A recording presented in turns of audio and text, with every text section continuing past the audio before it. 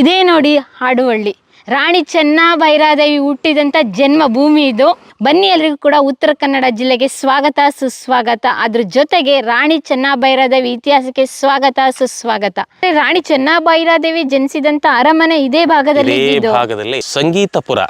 ಇಲ್ಲಿ ಆಳ್ವಿಕೆ ಮಾಡಿರ್ತಕ್ಕಂತಹ ಅರಸ ಸಂಗಿರಾಯ ಅಂತ ಬರ್ತಾನೆ. ಸಂಗಿರಾಯ 1 ಮತ್ತು ಸಂಗಿರಾಯ 2 ಇಬ್ಬರು ಬರ್ತಾರೆ.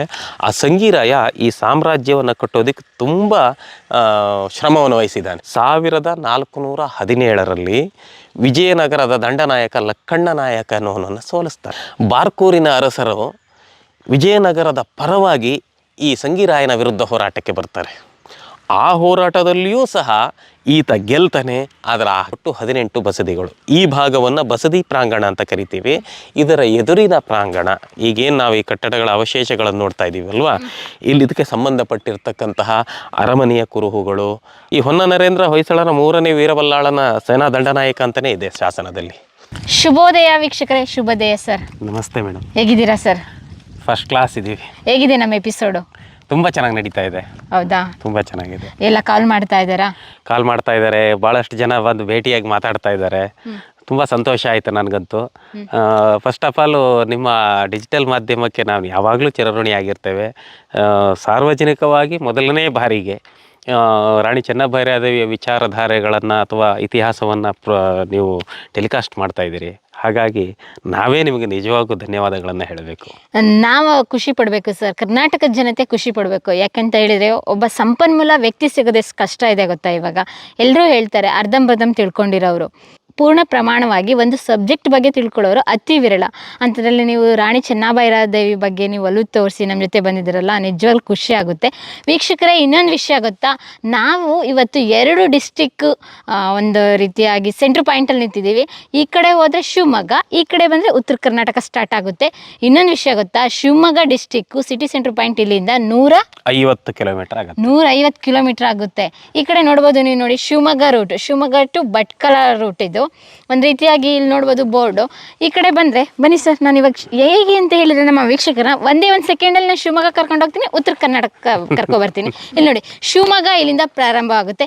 ಎಲ್ಲರಿಗೂ ಕೂಡ ಶಿವಮೊಗ್ಗ ಜಿಲ್ಲೆಗೆ ಸ್ವಾಗತ ಸುಸ್ವಾಗತ. ಇಲ್ಲಿಂದ ಇವಾಗ ಉತ್ತರ ಕನ್ನಡ ಜಿಲ್ಲೆ ಪ್ರಾರಂಭ ಆಗುತ್ತೆ.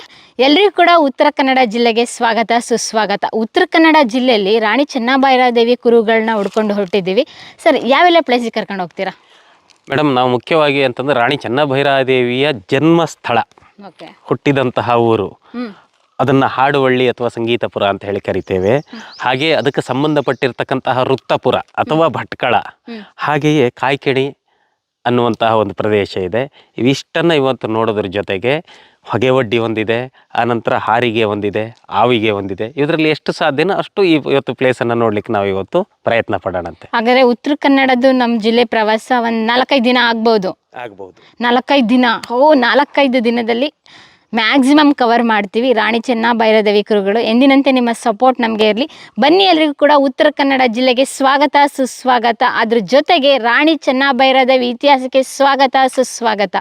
ಇದೇ ನಾಡು, ಇದೇ ಭಾಷೆ ಎಂದೆಂದು ನನ್ನದಾಗಿರಲಿ, ಎಲ್ಲೇ ಇರಲಿ ಹೇಗೇ ಇರಲಿ, ಕನ್ನಡವು ನನ್ನ ಉಸಿರಲ್ಲಿ, ಕನ್ನಡವು ನನ್ನ ಬದುಕಲ್ಲಿ. ಫೈನಲಿ ನಾವು ಬಂದಿದ್ದೀವಿ. ನಮ್ಮ ಕನ್ನಡತಿ, ಔವರಸಿ, ಸಾಮ್ರಾಜ್ಞಿ ಯಾರು ಹೇಳಿ? ರಾಣಿ ಚೆನ್ನಭೈರಾದೇವಿ, ಕಾಳು ಮೆಣಸಿನ ರಾಣಿ ಹುಟ್ಟಿದಂಥ ಜನ್ಮಭೂಮಿಗೆ ಬಂದಿದ್ದೀವಿ. ನಮ್ಮ ನಾಡು ನುಡಿಗಾಗಿ ನಮ್ಮ ಕನ್ನಡತಿ ಎಷ್ಟು ಸೇವೆನ ಸಲ್ಲಿಸಿದ್ರು, ಹಾಗಾಗಿ ಹಾಡು ನೆನಪಿಗೆ ಬಂತು. ಕನ್ನಡಕ್ಕೆ ನಮ್ಮ ಕೈಲಾದಷ್ಟು ಅಳ್ಳು ಸೇವೆನ ಮಾಡ್ತಾ ಇದ್ದೀವಿ. ಇದೇ ನೋಡಿ ಹಾಡುವಳ್ಳಿ, ರಾಣಿ ಚೆನ್ನಭೈರಾದೇವಿ ಹುಟ್ಟಿದಂಥ ಜನ್ಮಭೂಮಿ ಇದು. ಎಂಟ್ರೆನ್ಸ್ ಇದು ಹಾಡುವಳ್ಳಿ ಎಂಟ್ರೆನ್ಸು. ಇಲ್ಲೇ ಬೋರ್ಡ್ ನೋಡ್ಬೋದು. ಇದು ಭಟ್ಕಳ ತಾಲೂಕಿಗೆ ಬರುತ್ತೆ. ಸರ್, ಇಲ್ಲಿಂದ ರಾಣಿ ಹುಟ್ಟಿದಂಥ ಸ್ಥಳ, ಮನೆ, ಕೋಟೆ, ಕುರುಹುಗಳನ್ನ ನಾವು ನೋಡ್ಬೋದಾ? ನೋಡ್ಬೋದು. ಗುರುತಿಸೋದು ಕಷ್ಟ. ಆಮೇಲೆ ಚೆನ್ನಭೈರಾದೇವಿಯ ಜೊತೆಗೆ ತುಂಬ ಇಂಪಾರ್ಟೆಂಟಾಗಿ ನಾವಿಲ್ಲಿ ತಿಳ್ಕೊಳ್ಬೇಕಾಗಿದ್ದೇನಪ್ಪ ಅಂತಂದರೆ, ಹಾಡುವಳ್ಳಿ ರಾಜಮನೆತನದ ಕೇಂದ್ರ ಸ್ಥಾನ ಇದು. ಈ ಕೇಂದ್ರ ಸ್ಥಾನದ ಬಗ್ಗೆ ಕಂಪ್ಲೀಟ್ ಮಾಹಿತಿನ ಈ ಊರು ಯಾವ ರೀತಿ ಇದೆ ಇವಾಗ, ಹಿಂದೆ ಹೇಗಿತ್ತು, ರಾಣಿ ಚೆನ್ನಭೈರವಿ ಕಾಲದಲ್ಲಿ ಯಾವ ರೀತಿ ಇತ್ತು, ಮತ್ತು ಇನ್ನೊಂದು ಕಳೆದ ವಿಡಿಯೋದಲ್ಲೆಲ್ಲ ನೋಡಿರ್ತೀರ ಅವ್ರ ಅಜ್ಜಿ ಕತೆ ಬಂತು, ಅವ್ರ ಅಕ್ಕನ ಕತೆ ಬಂತು. ಎಲ್ಲದಕ್ಕೂ ಮೂಲ ಕಾರಣ, ಮೂಲ ಪ್ರೇರಣೆ ಇಲ್ಲಿಂದಲೇ. ಬನ್ನಿ ಎಲ್ರಿಗೂ ಕೂಡ ಆಡುವಳ್ಳಿಗೆ ಸ್ವಾಗತ. ರಾಣಿ ಚೆನ್ನಭೈರದೇವಿ ಜನ್ಮಭೂಮಿಯಾದಂಥ ಆಡುವಳ್ಳಿಗೆ ಸ್ವಾಗತ, ಸುಸ್ವಾಗತ. ಬನ್ನಿ ಸರ್ ಹೋಗೋಣ. ಪ್ರಿಯ ವೀಕ್ಷಕರೇ, ನಾವು ತೋರಿಸುತ್ತಿರುವ ಇತಿಹಾಸದ ಕಥೆಗಳು ಕನ್ನಡದ ಕಲೆ, ಸಾಹಿತ್ಯ, ಸಂಸ್ಕೃತಿ, ಜನಜೀವನ, ಇತಿಹಾಸ ಸೃಷ್ಟಿಸಿದ ಜನಸಾಮಾನ್ಯರ ಅಸಾಮಾನ್ಯ ಕಥೆಗಳು ನಿಮಗೆ ಇಷ್ಟ ಆಗಿದ್ಯಾ? ಹಾಗಿದ್ರೆ ವಿಡಿಯೋ ನೋಡಿ ಸುಮ್ಮನಾಗ್ಬೇಡಿ, ಶೇರ್ ಮಾಡಿ, ಸಪೋರ್ಟ್ ಮಾಡಿ, ನಮ್ಮೊಂದಿಗೆ ಜೊತೆಯಾಗಿ. ಇದು ನೀವೇ ಬೆಳೆಸಿದ ನಿಮ್ಮ ನೆಚ್ಚಿನ ಡಿಜಿಟಲ್ ಮಾಧ್ಯಮ. ಇನ್ಮುಂದೆ ನಿಮಗಾಗಿ ಇನ್ನಷ್ಟು ವಿನೂತನ ಶೈಲಿಯಲ್ಲಿ ಬರಲಿದೆ. ನೈತಿಕ ಬೆಂಬಲದ ಜೊತೆಗೆ ಆರ್ಥಿಕ ಬೆಂಬಲ ನೀಡಿ. ನಿಮ್ಮ ಬೆಂಬಲವೇ ನಮಗೆ ಪ್ರೇರಣೆ, ಸ್ಫೂರ್ತಿ ಕೂಡ. ನಿಮ್ಮ ಬೆಂಬಲದೊಂದಿಗೆ ನಮ್ಮ ಪಯಣ ಮುಂದುವರಿಯುತ್ತಿದೆ. ಸಾಮಾಜಿಕ ಬದಲಾವಣೆಗೆ ಜೊತೆಯಾಗಿ ನಮ್ಮ ಮುಂದಿನ ಪೀಳಿಗೆಗೆ ಕರ್ನಾಟಕದ ಇತಿಹಾಸ ಉಳಿಸೋಣ.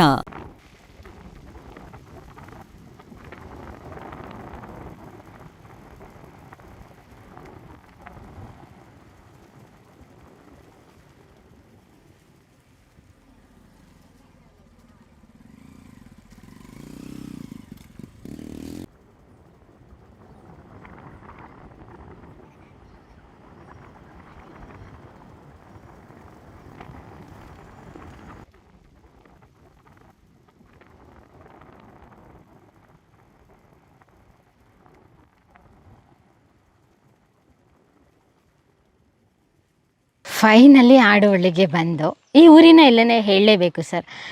ಈ ಊರಿಗೆ 2-3 ಹೆಸರುಗಳಿದೆ ಇತಿಹಾಸದಲ್ಲಿ. ಆ ಹೆಸರುಗಳ ವಿಶೇಷತೆ ಏನು? ಇಲ್ಲಿ ನಾವು ಯೂಸ್ವಲಿ ಕರೆಯುವಂತಹದ್ದು ಹಾಡುವಳ್ಳಿ ಅಂತ. ಆಮೇಲೆ ಅದಕ್ಕೆ ಇನ್ನೊಂದು ಹೆಸರಿದೆ, ಸಂಗೀತಪುರ ಅಂತಂಥದ್ದು. ಇವು ಎರಡರ ಭಾವಾರ್ಥವೂ ಸಹ ಸಂಗೀತದೆಡೆಗೆ ಒಯ್ಯುತ್ತೆ. ಹಾಡುವಳ್ಳಿ ಅಂತಂದರೆ ಹಾಡುವವರ ಊರು ಅಂತಂದು ಹೇಳಿ. ಆ ಕಾಲದಲ್ಲಿ ಏನಾಗಿತ್ತಪ್ಪ ಅಂತಂದರೆ,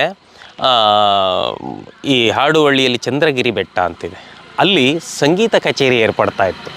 ಆ ಸಂಗೀತ ಕಚೇರಿ ಎಷ್ಟರ ಮಟ್ಟಿಗೆ ಪ್ರಸಿದ್ಧಿಯಾಗಿತ್ತು ಅಂದರೆ, ಅಲ್ಲಿ ಸಂಗೀತ ಕಚೇರಿ ನಡೆದಿರ್ತಕ್ಕಂತಹದ್ದನ್ನು ಈ ಕೆಳಭಾಗದಲ್ಲಿರ್ತಕ್ಕಂಥ ಅರಮನೆ ಹಾಗೂ ದೇವಾಲಯ ಮತ್ತು ಬಸದಿ ಪ್ರಾಂಗಣದಿಂದ, ಪ್ರಮುಖವಾಗಿ ಬಸದಿ ಮತ್ತು ದೇವಾಲಯ ಅರಮನೆಯಿಂದ ಅಲ್ಲಿ ಮಾಡುವಂಥ ಸಂಗೀತವನ್ನು ಇಲ್ಲಿ ಕೇಳಿಸ್ತಾ ಇತ್ತು. ಅಂದರೆ ಅಷ್ಟೊಂದು ಸಮೃದ್ಧವಾಗಿರ್ತಕ್ಕಂತಹ ಸಂಗೀತ ಲಹರಿ ನಡೀತಾ ಇತ್ತು. ಹಾಗಾಗಿ ಇದನ್ನು ಹಾಡು ಅತ್ಯಂತ ಹೆಚ್ಚಿನ ಪ್ರಾಶಸ್ತ್ಯ ಕೊಟ್ಟಿರೋದ್ರಿಂದ ಹಾಡುವಳ್ಳಿ ಅಂತ ಕರೆದ್ರು ಅಂತ ಒಂದು ಪ್ರತೀತಿ. ಎರಡನೇದೇನಿದೆ ಅಂತಂದರೆ, ಈ ಸಂಗೀತಪುರ, ಇಲ್ಲಿ ಆಳ್ವಿಕೆ ಮಾಡಿರ್ತಕ್ಕಂತಹ ಅರಸ ಸಂಗಿರಾಯ ಅಂತ ಬರ್ತಾನೆ. ಸಂಗಿರಾಯ 1 ಮತ್ತು ಸಂಗಿರಾಯ 2 ಇಬ್ಬರು ಬರ್ತಾರೆ. ಆ ಸಂಗಿರಾಯ ಈ ಸಾಮ್ರಾಜ್ಯವನ್ನು ಕಟ್ಟೋದಕ್ಕೆ ತುಂಬ ಶ್ರಮವನ್ನು ವಹಿಸಿದ್ದಾನೆ. ಹಾಗಾಗಿ ಅವನು ವಿಶೇಷ ಏನಪ್ಪ ಅಂತಂದ್ರೆ, ಆತ ಸ್ವತಂತ್ರ ರಾಜ. ಎಲ್ಲ ರಾಜರುಗಳು ಸಂಗೀತಪುರ ಮತ್ತು ಗೇರುಸೊಪ್ಪ ಅರಸರನ್ನು ನಾವು ಹುಡುಕಿದವಾಗ ಬಹಳ ಸಂದರ್ಭದಲ್ಲಿ ಈ ವಿಜಯನಗರದ ಅರಸರ ಅಧೀನತೆಯಲ್ಲಿ ಬರ್ತಾರವರು. ಆದರೆ ಆ ಅಧೀನತೆಯನ್ನು ಧಿಕ್ಕರಿಸಿ ಸ್ವತಂತ್ರ ರಾಜನಾಗ್ತಾನೆ ಇವನು. ಯಾವಾಗ ಅಂತಂದರೆ 1408ರಿಂದ 1445ರವರೆಗೆ ಸ್ವತಂತ್ರ ರಾಜನಾಗ್ತಾನೆ. ಸ್ವತಂತ್ರ ರಾಜ ಅಂತ ನಾವು ಹೇಗೆ ಹೇಳ್ತೀವಿ? ಆತನಿಗೆ ಬಂದಿರುವಂತಹ ಬಿರುದುಗಳು, ಆತ ಮಾಡಿರುವಂಥ ಹೋರಾಟಗಳು. ಒಂದನೇದು ಹೋರಾಟ ಏನಪ್ಪ ಅಂತಂದರೆ, 1417ರಲ್ಲಿ ವಿಜಯನಗರದ ದಂಡನಾಯಕ ಲಕ್ಕಣ್ಣ ನಾಯಕ ಅನ್ನೋನನ್ನು ಸೋಲಿಸ್ತಾನೆ. ಇಲ್ಲಿ ಆತ ಹೊನ್ನಾವರದಿಂದ ಇಲ್ಲಿಗೆ ಬರ್ತಾನೆ ಹೋರಾಟಕ್ಕಾಗಿ. ಆತ ವಿಜಯನಗರದ ಅರಸರುಗಳಿಂದಲೇ ಆತನಿಗೆ ಬಹುಶಃ ಪ್ರಮೋಟ್ ಬಂದಿರಬಹುದು ಅನಿಸುತ್ತೆ. ಆತನ ವಿರುದ್ಧದ ಹೋರಾಟದಲ್ಲಿ ಮೊದಲನೆಯ ಬಾರಿಗೆ ಗೆಲ್ತಾನೆ. ಆದರೆ ಈತ ಮುಂದುವರೆದು ಹೋಗೋದಿಲ್ಲ. ಆತ ಮತ್ತೆ ಪುನಃ ಹೊನ್ನಾವರಕ್ಕೆ ಸೇರ್ಕೊಳ್ತಾನೆ. ಆನಂತರ 1423ರಲ್ಲಿ ನಗರಿಯ ಕೇಶವರಾಯ ಮತ್ತು ಸಂಗಿರಾಯನ ನಡುವೆ ಯುದ್ಧ ನಡೆಯುತ್ತೆ. ಆ ಯುದ್ಧದಲ್ಲಿಯೂ ಸಹ ಈ ಹೊನ್ನಾವರದ ವಿಜಯನಗರದ ದಂಡನಾಯಕರು ಅಲ್ಲಿಗೆ ಬರ್ತಾರೆ. ಆ ಯುದ್ಧದಲ್ಲಿ ಏನಾಗುತ್ತೆ ಅಂತಂದರೆ, ಕೇಶವರಾಯನಿಗೆ ಅಧಿಕಾರವನ್ನು ಕೊಡೋದಕ್ಕೆ ಈ ಸಂಗಿರಾಯ ಒಪ್ಪೋದಿಲ್ಲ. ಹಾಗಾಗಿ ಅವನು ಹೇಗಾದರೂ ಮಾಡಿ ಅಧಿಕಾರವನ್ನು ಪಡಿಬೇಕು ಅನ್ನುವಂತಹ ಒಂದು ಉದ್ದೇಶದಿಂದ ಭಾಳ ಸಂದರ್ಭದಲ್ಲಿ ಹೋರಾಟ ಆಗುತ್ತೆ. ಮೊದಲನೇ ಬಾರಿಗೆ ಗೇರುಸೊಪ್ಪದಲ್ಲಿ ಹೋರಾಟ ನಡೆಯುತ್ತೆ. ಈತ ಗೇರುಸೊಪ್ಪಕ್ಕೆ ಹೋಗ್ತಾನೆ ಸಂಗೀತಪುರದಿಂದ ಸಂಗಿರಾಯ. ಅದರಲ್ಲಿ ಸೋಲ್ತಾನೆ, ವಾಪಸ್ ಬರ್ತಾನೆ. ಆ ಉಮೇದಿಯೊಂದಿಗೆ ಮತ್ತೆ ಪುನಃ ಬರ್ತಾನೆ ಯಾರು ಕೇಶವರಾಯ ಮತ್ತು ಲಕ್ಕಣ್ಣ ನಾಯಕ ಮತ್ತು ಅದಕ್ಕೆ ಸಂಬಂಧಪಟ್ಟಿರ್ತಕ್ಕಂಥವ್ರು ಹಾಡುವಳ್ಳಿಯಲ್ಲಿ ಬಂದು ಹೋರಾಟ ಮಾಡ್ತಾರೆ. ಆ ಹಾಡುವಳ್ಳಿಯ ಹೋರಾಟದಲ್ಲಿ ಅಥವಾ ಈ ಸಂಗೀತ ಪರದ ಹೋರಾಟದಲ್ಲಿ ಮತ್ತೆ ಸಂಗೀರಾಯ ಗೆಲ್ತಾನೆ, ಕೇಶವರಾಯ ಸೋಲ್ತಾನೆ. 1425 ಕೇಶವರಾಯ ವಯೋಸಹಜವಾಗಿ ಆತ ಸಾಯ್ತಾನೆ. ಇದಲ್ಲದೆ ಇನ್ನೂ ಒಂದು ಹೋರಾಟ ನಡೆಯುತ್ತೆ. ಬಾರ್ಕೂರಿನ ಅರಸರು ವಿಜಯನಗರದ ಪರವಾಗಿ ಈ ಸಂಗೀರಾಯನ ವಿರುದ್ಧ ಹೋರಾಟಕ್ಕೆ ಬರ್ತಾರೆ. ಆ ಹೋರಾಟದಲ್ಲಿಯೂ ಸಹ ಈತ ಗೆಲ್ತಾನೆ. ಆದರೆ ಆ ಗೆಲ್ಲುವ ಹೋರಾಟದಲ್ಲಿ ಮಾಬೂ ನಾಯಕ ಎನ್ನುವಂತಹ ಈ ಸಂಗೀರಾಯನ ಅಪ್ರತಿಮ ಸೇನಾ ದಂಡನಾಯಕ ತೀರೋಗ್ತಾನೆ. ಸೊ ಆತನಿಗೆ ಸಂಬಂಧಪಟ್ಟಿರ್ತಕ್ಕಂತಹ ವೀರಗಲ್ಲು ಸಹ ಇಲ್ಲಿ ನಿರ್ಮಾಣ ಮಾಡಿದ್ದಾನೆ ಅನ್ನುವಂಥದ್ದು ಇದೆ ಇತಿಹಾಸದಲ್ಲಿ. ಸರ್ ಇಲ್ಲೆಲ್ಲ ನೋಡ್ತಾ ಇದ್ದೀವಲ್ಲ, ಇವೆಲ್ಲ ಏನು ಕುರುಹುಗಳು? ಮೇಡಮ್, ಇದರಲ್ಲಿ ಏನಿದೆ ಅಂತಂದರೆ ಈ ಭಾಗ ಇರುವಂಥದ್ದು ಬಸದಿ ಬೀದಿ. ಒಟ್ಟು 18 ಬಸದಿಗಳು ಬರ್ತಾವೆ ಇಲ್ಲಿ, ಒಂದೆಲ್ಲ ಎರಡಲ್ಲ. ಹಾಡುವಳ್ಳಿಯಲ್ಲಿ 18 ಬಸದಿ, ಪ್ರಮುಖವಾಗಿ ಚಂದ್ರನಾಥ ಸ್ವಾಮಿ ಬಸದಿ, 3 ಚಂದ್ರನಾಥ ಸ್ವಾಮಿ ಬಸದಿಗಳು ಬರ್ತವೆ. ನಮ್ಮ ಎದುರು ಭಾಗದಲ್ಲಿರ್ತಕ್ಕಂತಹದ್ದು ಹೌದು, ಆಮೇಲೆ ಚಂದ್ರಗಿರಿಯಲ್ಲಿರ್ತಕ್ಕಂಥದ್ದು ಹೌದು, ಈ ಭಾಗದಲ್ಲಿರ್ತಕ್ಕಂಥದ್ದು ಹೌದು. ಈ ಚಂದ್ರನಾಥ ಬಸದಿಯ ಸೇರಿದಂತೆ ಒಟ್ಟು 18 ಬಸದಿಗಳು. ಈ ಭಾಗವನ್ನು ಬಸದಿ ಪ್ರಾಂಗಣ ಅಂತ ಕರಿತೀವಿ. ಇದರ ಎದುರಿನ ಪ್ರಾಂಗಣ, ಈಗೇನು ನಾವು ಈ ಕಟ್ಟಡಗಳ ಅವಶೇಷಗಳನ್ನು ನೋಡ್ತಾ ಇದ್ದೀವಲ್ವ, ಇಲ್ಲಿ ಇದಕ್ಕೆ ಸಂಬಂಧಪಟ್ಟಿರ್ತಕ್ಕಂತಹ ಅರಮನೆಯ ಕುರುಹುಗಳು ಹಾಗೂ ಏನು ನಾವು ವಿಶ್ವವಿದ್ಯಾನಿಲಯ ಘಟಿಕ ಸ್ಥಾನ ಅಂತ ಹೇಳಿ ಕರಿತೀವಿ, ಆ ಘಟಿಕ ಸ್ಥಾನವೂ ಸಹ ಇಲ್ಲಿತ್ತು. ಈಗೇನು ನಾವು ಸೋಂದಾದಲ್ಲಿರ್ತಕ್ಕಂತಹ ನಮ್ಮ ಸ್ವಾಮೀಜಿ ಇದ್ದಾರಲ್ವ, ಅಕಲಂಕ ಕೇಸರಿ ಸ್ವಾಮೀಜಿ, ಆ ಪೀಠದ ಮೂಲವೂ ಸಹ ಇಲ್ಲಿತ್ತು. ಹಾಗಾಗಿ ಈ ಎದುರುಗಡೆ ಕಾಣಿಸ್ತಾ ಇರತಕ್ಕಂತಹ ಭಾಗ ಇದು ಅರಮನೆ ಹಾಗೂ ವಿಶ್ವವಿದ್ಯಾನಿಲಯ, ಇದಕ್ಕೆ ಸಂಬಂಧಪಟ್ಟಿರ್ತಕ್ಕಂತಹ ಕುರುಗಳಾಗಿದ್ದು. ಹಾಗಾದ್ರೆ ರಾಣಿ ಚೆನ್ನಬೈರಾದೇವಿ ಜನಿಸಿದಂತ ಅರಮನೆ ಇದೇ ಭಾಗದಲ್ಲೇ ಇತ್ತು. ಇದೇ ಭಾಗದಲ್ಲೇ ಇತ್ತು. ಹಾಗಾಗಿ ಇದು ವಿಶೇಷವಾಗಿತ್ತು. ಈಗೆಲ್ಲ ಏನಾಗಿದೆ, ಕಾಲದ ದಾಳಿ ಅನಂತರ ಜಾಗ ಇನ್ನೊಬ್ಬರ ಸುಪರ್ದಿಗೆ ಹೋಗುತ್ತೆ. ಅದೆಲ್ಲದರ ಪ್ರಯುಕ್ತವಾಗಿ ಅಲ್ಲಿ ಯಾವುದೇ ಕುರುಹುಗಳು ಉಳಿದಿರೋದಿಲ್ಲ. ಈ ಕೋಟೆ ಇದೆಯಲ್ಲ, ಈ ಮಾದರಿ ನೋಡ್ತೀವಲ್ಲ, ಇದು ಎಷ್ಟು ದೂರ ಹೋಗಿದೆ ಸರ್? ಇದು 1 ರಿಂದ 1.5 ಕಿಲೋಮೀಟರ್. ಇದು ಇತ್ತೀಚಿನ ಬದಲಾವಣೆ, ಅಂದರೆ ಕಟ್ಟಿರ್ತಕ್ಕಂಥದ್ದು. ಅದರ ಹಳೆಯ ಅವಶೇಷಗಳ ಮೇಲೂ ಕಟ್ಟಿದ್ದಾರೆ, ಆ ಅವಶೇಷಗಳ ಕಲ್ಲನ್ನು ಸಹ ಪಡೆದು ಕಟ್ಟಿದ್ದಾರೆ. ಸೊ ಹಾಗಾಗಿ ಇದು ಅವಶೇಷಗಳು 1.5 ಕಿಲೋಮೀಟರ್ವರೆಗೂ ಇದ್ದು. ಓಕೆ, ಇಲ್ಲಿ ಕೆಲವೊಂದು ಬೋರ್ಡ್ ನೋಡ್ತೀವಲ್ಲ, ಇಷ್ಟು ಬಸದಿಗಳನ್ನ ನಾವಿಲ್ಲಿ ನೋಡ್ಬೋದಾ? ನೋಡ್ಬೋದು. ಒಟ್ಟು 18 ಬಸದಿಯಲ್ಲಿ ಉಳಿದಿರೋದು ಇವಿಷ್ಟು. ಈಗೇನು 24 ತೀರ್ಥಂಕರರು, ಚವ್ವೀಶ ತೀರ್ಥಂಕರರ ಬಸದಿ ಅಂತ ಹೇಳಿ ಕರಿತೇವೆ. ಆನಂತರ ಅಥವಾ ಚತುರ್ವಿಂಶತಿ ತೀರ್ಥಂಕರರ ಬಸದಿ ಅಂತ ಕರಿತೇವೆ. ಸರಸ್ವತಿ ದೇವಿ ಬಸದಿ, ಪದ್ಮಾವತಿ ದೇವಿ ಬಸದಿ, ಇವಿಷ್ಟು ಒಂದರಲ್ಲೇ ಕಾಣಿಸ್ತೇವೆ. ಚಂದ್ರನಾಥ ಸ್ವಾಮಿ ಬಸದಿ ಇನ್ನೊಂದು ಭಾಗದಲ್ಲಿ ಇದೆ. ಇದು ಹಳೇದ ಸರ್? ಹಳೆ ಬಸದಿ? ಇದು ತುಂಬಾ ಹಳೇದು, ಚಂದ್ರನಾಥ ಸ್ವಾಮಿ ಬಸದಿ. ಇದು ಬನ್ನಿ ನೋಡೋಣ ಸರ್. ಇವಾಗ ಗೇರುಸೊಪ್ಪದಲ್ಲಿ ಸಾಮ್ರಾಜ್ಯನ ಸ್ಥಾಪನೆ ಮಾಡ್ತಾರೆ. ಅಲ್ಲಿಂದ ಇಲ್ಲಿ ಹಾಡುವಳ್ಳಿಗೆ ಬಂದು ಸಾಮ್ರಾಜ್ಯನ ಕಟ್ಟಿದ್ದು ಹೇಗೆ? ಹಿನ್ನೆಲೆ ಏನು? ಸಂಗೀರಾಯ ಅನ್ನುವಂಥವ್ನು ಮೊದಲನೇ ರಾಜನಾಗ್ತಾನೆ. ಹಾಗಂತ ಅದಕ್ಕೂ ಮೊದಲು ರಾಜ ಇದ್ದ, ಆತನ ಹೆಸರು ಹೈವರಸ ಅಂತ. ಆತ ಗೇರುಸೊಪ್ಪ ಮತ್ತು ಸಂಗೀತಪುರ ಇವೆರಡನ್ನ ಸೇರಿಸಿಕೊಂಡು ಆಳ್ವಿಕೆ ಮಾಡ್ತಾ ಇದ್ದ. ಹೈವರಸ ಎಷ್ಟನೇ ರಾಜ? ಹೈವರಸ 5ನೇ ರಾಜನಾಗಿ ಬರ್ತಾನೆ. ಮೊದಲನೆಯ ರಾಜ ನಾವು ರಾಜ ಅಂತಂದು ಗುರುತಿಸದೇ ಹೋದರೂ ನಾರಣಾಂಕ ಮತ್ತು ನಾಗಣಾಂಕನನ್ನು ಗುರುತಿಸಬೇಕು.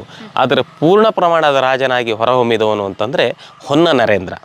ಈತ ಹೊನ್ನ ನರೇಂದ್ರ 3ನೇ ವೀರಬಲ್ಲಾಳನ ಕರಾವಳಿ ಭಾಗದ ಸೇನಾಧಿಕಾರಿಯನು. ಯಾವಾಗ 1346ರಲ್ಲಿ 3ನೇ ವೀರಬಲ್ಲಾಳ ಉತ್ತರದ ಮಧುರೆಯಲ್ಲಿ ತೀರು ಹೋಗ್ತಾನವನು, ಅಂದರೆ ನಾವು ಇವಾಗಿನ ತಮಿಳುನಾಡಿನಲ್ಲಿ ಆತ ಕಾರಣಾಂತರದಿಂದ ತೀರು ಹೋಗ್ತಾನೆ. ಯಾವಾಗ ಆತ ತೀರು ಹೋಗ್ತಾನಲ್ವ, ಇಲ್ಲಿರ್ತಕ್ಕಂತಹ ಹೊನ್ನ ನರೇಂದ್ರ ಸ್ವತಂತ್ರ ರಾಜನಾಗ್ತಾನೆ. ಆ ನಂತರ ಆತ ಏನು ಮಾಡ್ತಾನೆ ಅಂತಂದರೆ ವಿಜಯನಗರದ ಅಧೀನಕ್ಕೂ ಸಹ ಬರ್ತಾನೆ. ಆತನ ತರುವಾಯ 1ನೇ ಮಂಗೀರಾಯ ಅಥವಾ ಮಂಗಳೇಶ, ಆನಂತರ ಇನ್ನೊಬ್ಬ ಅರಸ ಬರ್ತಾನೆ. ಆಮೇಲೆ ಅವರ ನಂತರ ಬರುವಂಥವನು ಈ ಹೈವರಸ. 1377ರಿಂದ 1400ರವರೆಗೆ ಇವನು ಆಳ್ವಿಕೆಯನ್ನು ಮಾಡ್ತಾನೆ. ಆದರೆ ಇಡೀ ಗೇರುಸೊಪ್ಪ ಸಾಮ್ರಾಜ್ಯದಲ್ಲಿ ಮೊದಲನೇ ಬಾರಿಗೆ ಮಹಾಮಂಡಲೇಶ್ವರ ಅಂತ ಕರೆಸಿಕೊಂಡವನು ಹೈವರಸ. ಮಹಾಮಂಡಲೇಶ್ವರ ಅಂತ ಬಿರುದನ್ನ ಏನಕ್ಕೆ ಕೊಡ್ತಾ ಇದ್ರು? ಮಹಾಮಂಡಲೇಶ್ವರ ಅನ್ನುವಂತಹ ಬಿರುದು ಇದು ಇಲ್ಲಿಯದ್ದಲ್ಲ, ಅದು ಹೊಯ್ಸಳರ ಕೊಡುಗೆ. ಒಂದು ಪ್ರಾಂತ್ಯದ ಸಂಪೂರ್ಣ ಅಧಿಕಾರವನ್ನು ಅವರಿಗೆ ಕೊಟ್ಟು ಆ ಪ್ರಾಂತ್ಯವನ್ನು ಸಮೃದ್ಧವಾಗಿ ಅವರು ನೋಡಿಕೊಂಡ್ರು ಅಂತಂದರೆ ಅಂತಹ ವ್ಯಕ್ತಿಗಳನ್ನು ಆಯ್ಕೆ ಮಾಡಿ, ಅವರ ಆಯ್ಕೆಯಲ್ಲಿ ಹಲವು ಪರೀಕ್ಷೆಗಳು ಒಳಪಡ್ತಾ ಇದ್ವು, ಅದೆಲ್ಲವನ್ನು ಒಪ್ಪಿಗೆ ಸೂಚಿಸಿ ಅಲ್ಲಿರ್ತಕ್ಕಂತಹ ಸಾಮ್ರಾಟ ಇವರನ್ನು ಮಹಾಮಂಡಲೇಶ್ವರ ಅನ್ನಬಹುದು ಅಂತಂದ್ರೆ ಮಹಾಮಂಡಲೇಶ್ವರ ಪದವಿಯನ್ನು ಕೊಡ್ತಾ ಇತ್ತು. ಹಾಗಾದ್ರೆ ಇದು ಹೊಯ್ಸಳರ ಅಧೀನದಲ್ಲೂ ಬರ್ತಾ ಇತ್ತಾ? ಹೊಯ್ಸಳರ ಅಧೀನದಲ್ಲಿ ಅಧೀನದಲ್ಲಿ ಬರ್ತಾ ಇತ್ತು. ಈ ಹೊನ್ನ ನರೇಂದ್ರ ಹೊಯ್ಸಳರ 3ನೇ ವೀರಬಲ್ಲಾಳನ ಸೇನಾ ದಂಡನಾಯಕ ಅಂತಲೇ ಇದೆ ಶಾಸನದಲ್ಲಿ. ಹಾಗಾಗಿ ಅವರ ದಿನದಲ್ಲಿ ಬರ್ತಾ ಇತ್ತು ಅನ್ನುವಂಥದ್ದಕ್ಕೆ ಎರಡನೇ ಮಾತೇ ಇಲ್ಲ.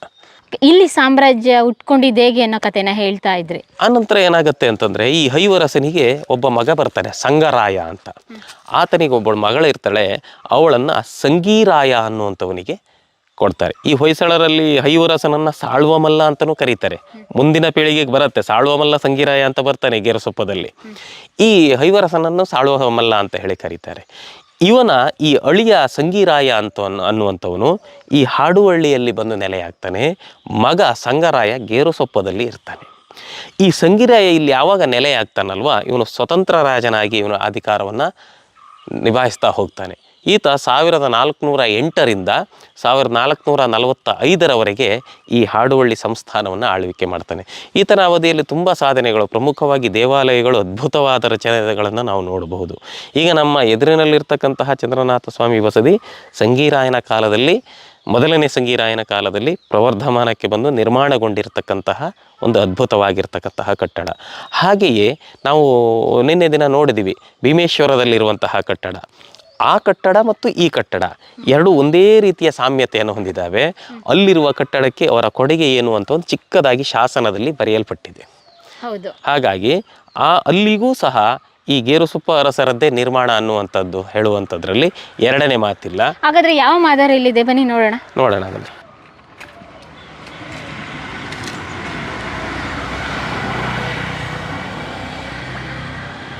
ಇದೆಲ್ಲ ರಿನೋವೇಷನ್ ಮಾಡಿದಾರಾ? ಇದನ್ನ ಎಲ್ಲ ಹೊಸ ಕಟ್ಟಿರೋದು. ಓ ಹೌದಾ? ಹೌದು.